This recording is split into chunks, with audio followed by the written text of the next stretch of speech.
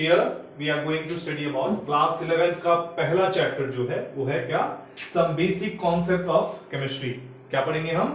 Some basic concept of chemistry.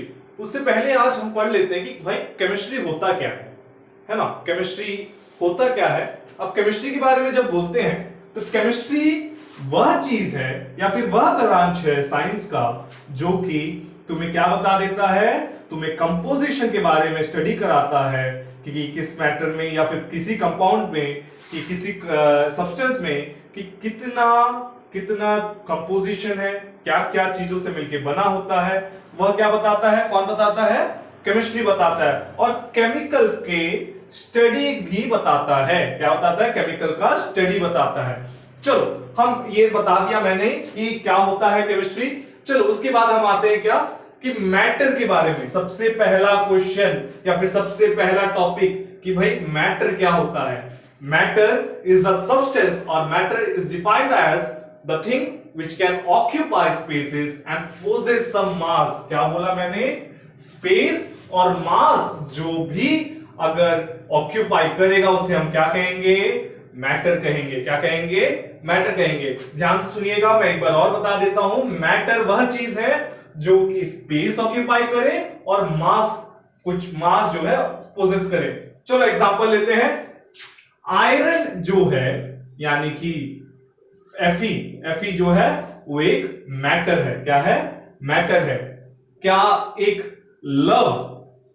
Love यानी कि प्यार, क्या ये मैटर है? नहीं है। क्यों नहीं है?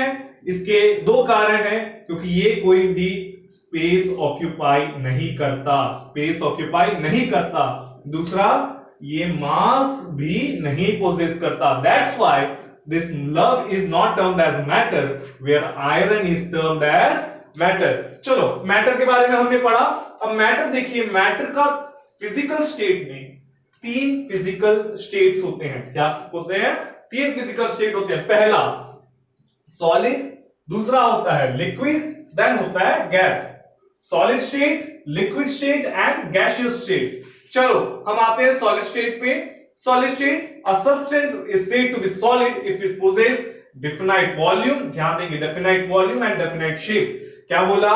Solid वह चीज है जो कि definite volume शो करे और definite shape दिखाए तो उसे क्या कह सकते हैं हम?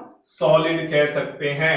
ध्यान से सुनेंगे, solid वह चीज है जो कि definite volume शो करे और definite shape दिखाए। एग्जाम्पल भी बता दिया। क्या? शुगर, आयरन, गोल्ड, वुड, ये सब क्या है? ये सब मैटर के एग्जाम्पल हैं। दूसरे में आते हैं, दूसरा है लिक्विड। अब लिक्विड के बारे में जब आते हैं हम, लिक्विड वह चीज है जिसका डेफिनेट वॉल्यूम होता है, डेफिनेट वॉल्यूम होता है लेकिन डेफिनेट शेप नहीं होता। ध्यान से सुनेंगे, डेफिनेट वॉल्यूम होता है, डेफिनेट शेप नहीं होता। मैं सॉलिड में देखे थे डेफिनेट वॉल्यूम भी होता है, डेफिनेट शेप भी होता है, लेकिन यहां पे डेफिनेट वॉल्यूम होता है और डेफिनेट शेप नहीं होता। तीसरे चीज में आते हैं गैस। गैस क्या होता है? गैस जो होता है वह सब्सटेंस होता है या फिर वह चीज होता है जो कि ना ही डेफिनेट वॉल्यूम शो करता है और ना ही डेफिनेट शेप शो करता है। ध्यान से सुनेंगे, डेफिनेट वॉल्यूम ही ना शो करेगा और ना ही डेफिनेट शेप शो करेगा। उसे क्या कहेंगे हम? उसे क्या कहेंगे हम? गैस शो करेंगे, गैस बताएंगे। अब समझ में आ गया फर्क क्या है सॉलिड, लिक्विड, गैस में। हमसे अक्सर पूछा जाता है क्वेश्चन में कि सॉलिड, लिक्विड और गैस में डिफरेंस क्या होता है। तो आप लोग पहला डिफरेंस ये है कि वॉल्यूम का डिफरेंस। इसमें वॉल्यूम डेफिनेट होता है, इसमें भी वॉल्यूम डेफिनेट होता है, लेकिन इसमें वॉल्यूम डेफिनेट नहीं होता।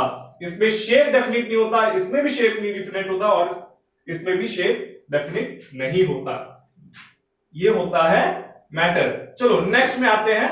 हम पढ़ रहे थे क्या कि गैस, लिक्विड और सॉलिड के बारे में। चलो अब क्वेश्चन ये पूछा जाता है कि भाई गैस को सॉलिड में या फिर गैस को लिक्विड में या फिर सॉलिड को लिक्विड में या फिर सॉलिड को लिक्विड को सॉलिड में हम कैसे कन्वर्ट किया जाए, है ना? ये क्वेश्चन आता है तो हम क्या करेंगे? देखिए ये सब जो है यहाँ पे आप देखोगे एक चार्ट बना हुआ है। ये सॉलिड को लिक्विड में कैसे कन्वर्ट किया जाता है उसका जो मेथड है या फिर उसका जो प्रोसेस है उसे कहते हैं फ्यूजन या फिर मेल्टिंग। क्या बोला मैंने? उसे सॉलिड से लिक्विड तक जाने की प्रक्रिया को या फिर जाने वाले प्रोसेस को क्या कहा जाता है? फ्यूजन या फिर मेल्टिंग। ध्यान से सुनेंगे, सॉलिड से लिक्विड जाने को फ्यूजन या फिर मेल्टिंग कहते हैं, और लिक्विड से सॉलिड आने को क्या कहते हैं, फ्रीजिंग कहते हैं। अब मेल्टिंग आपसे कोई पूछ दिया कि भाई मेल्टिंग क्या होता है, तो क्या बोलोगे आप लोग कि भाई जो सॉलिड से लिक्विड तक जाने का जो रास्ता होता है या फिर जो प्रोसेस होता है उसे हम मेल्टिंग कहते हैं, और जो लिक्विड से सॉलिड आने की प्रोसेस को क्या कहते हैं, फ्रीजिंग। अब सॉलिड से लिक्विड तक जाने का रास्ता हमने सीख लिया, वैसे ही लिक्विड से सॉलिड तक का आने का रास्ता सीख लिया। अब देखेंगे क्या, सॉलिड से गैस तक आने का, या फिर सॉलिड से गैस तक का, या फिर गैस से सॉलिड तक के आने का रास्ता हम देखेंगे। सॉलिड से गैस तक जाने के रास्ते को हम कहते हैं sublimation. The process which involves direct conversion of solid to gas is known as what, sublimation. ये सॉलिड से डायरेक्ट गैस भेजता है उसे क्या कहते हैं, सब्लिमेशन। फॉर एग्जांपल कैम्फर, क्या बोला मैंने, कैम्फर जो कपूर होता है, अगर आप जलाओगे उसे तो वो डायरेक्ट सॉलिड से गैस बनता है। उस प्रोसेस को हम क्या कहते हैं, सब्लिमेशन कहते हैं। क्या कहते हैं, सब्लिमेशन कहते हैं। वैसे ही गैस से सॉलिड बन जाए, क्या बोला मैंने, गैस से सॉलिड बन जाए, उस प्रोसेस को क्या कहते हैं, डिपोजिशन कहते हैं। क्या कहते हैं, डिपोजिशन कहते हैं। चलो अब आते हैं गैस और लिक्विड में। अब देखिए गैस और लिक्विड के बारे में जब बात किया जाए, गैस और लिक्विड में, गैस से लिक्विड तक जाने की प्रोसेस को कहा जाता है कंडेंसेशन। क्या कहा जाता है, कंडेंसेशन कहा जाता है। वैसे ही लिक्विड से गैस तक जाने की प्रोसेस को कहा जाता है वेपराइजेशन, क्योंकि लिक्विड से गैस बनेगा तो स्वाभाविक सी बात है वेपर्स निकलेंगे, और उस प्रोसेस को कहते हैं वेपराइजेशन। और इस वेपर जो निकलेगा और वेपर के फॉर्म में जो गैस है, उस गैस को कंडेंस करा दे, उसको क्या कहते हैं, कंडेंसेशन कहते हैं। क्या कहते हैं, कंडेंसेशन कहते हैं। चलो हम एक एग्जांपल ले लेते हैं, क्या, वाटर। क्या लिया मैंने, वाटर। वाटर किस फॉर्म में होता है, वाटर होता है लिक्विड फॉर्म में। किस में होता है, लिक्विड फॉर्म में। वैसे ही हम ले लिया आइस। क्या ले लिया, आइस। और हमने एक और ले लिया, क्या, इसको गैस जो, या फिर वाटर वेपर, वाटर वेपर जो है वो ले लिया मैंने।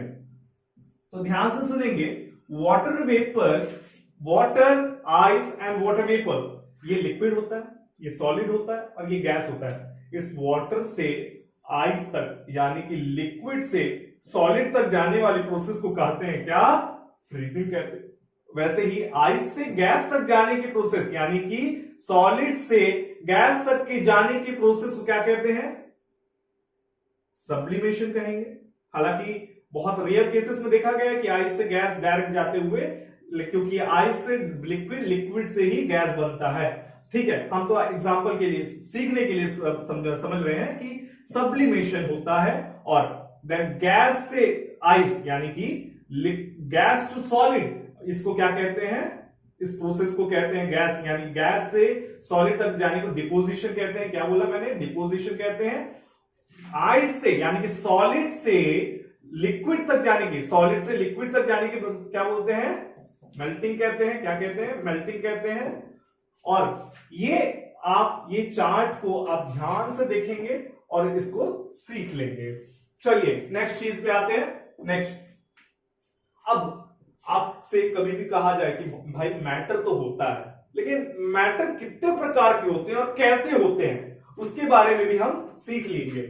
मैंने बता दिया था मैटर क्या होता है, जो कोई भी मास और क्या, स्पेस, मास और स्पेस को ऑक्यूपाई करे उसे क्या कहते हैं, मैटर कहते हैं।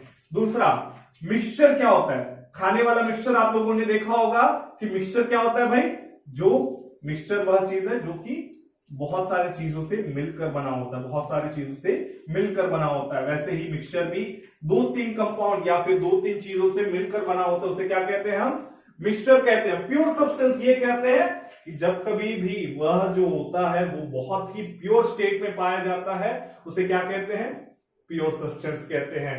और ये होता है होमोजीनियस और हेट्रोजीनियस। मिक्सचर को अगेन डिवाइड कर दिए हम, किसमें डिवाइड किया, होमोजीनियस और हेट्रोजीनियस में। होमोजीनियस क्या होता है भाई, होमोजीनियस मिक्सचर जो होता है वह चीज है, यानी कि होमोजीनियस मिक्सचर, होमो से क्या समझते हैं, सेम, यानी कि सेम कंपोजिशन में पाया जाए, और हेट्रो मतलब डिफरेंट कंपोजिशन में पाया जाए, उसे क्या कहते हैं, homogeneous mixture and heterogeneous mixture. Again pure substance को डिवाइड कर दिया हम प्योर सब्सटेंस को, अगेन डिवाइड कर दिया क्या, एलिमेंट में और कंपाउंड में।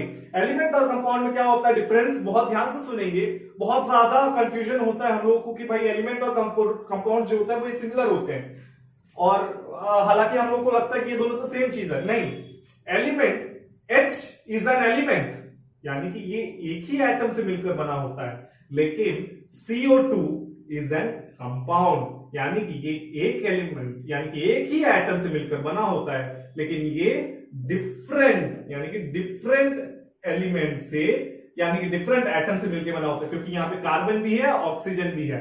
समझ में आया मैंने क्या बोला?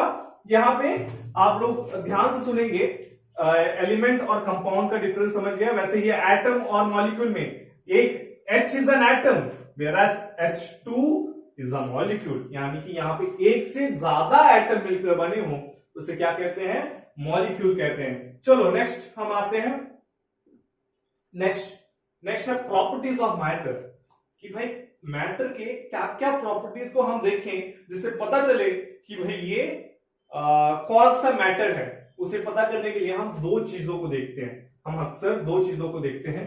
दो चीजें क्या क्या है, पहला फिजिकल प्रॉपर्टी, क्या बोला मैंने, फिजिकल प्रॉपर्टी, दूसरा है केमिकल प्रॉपर्टीज।